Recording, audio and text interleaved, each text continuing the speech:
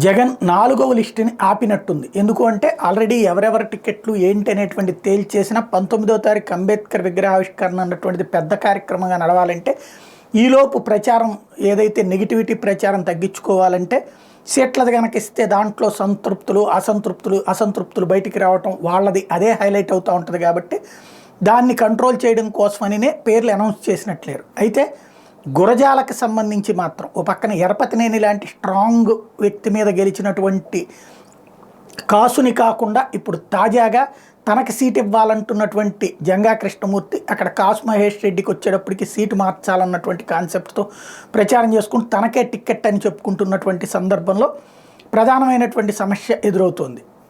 ఇక్కడ జంగా కృష్ణమూర్తి తాజాగా పార్థసారథితో కలవడం, వైసీపీ వదిలేసి తెలుగుదేశం పార్టీ వైపుకి వెళ్ళిపోతున్నట్టు జంగా కృష్ణమూర్తి పార్థసారథిని కలిసినటువంటి నేపథ్యంలో ఆయన పార్టీ మారతారంటే అబ్బబ్బే నేను అట్లాంటి ఉద్దేశం ఏమీ లేదు, మర్యాదపూర్వకంగానే కలిశాను, టికెట్ రాకపోతే నా వైఖరి ఏంటో చెప్తానన్నారు. అంటే ఆటోమేటిక్గా జగన్ని బెదిరిస్తున్నట్టే.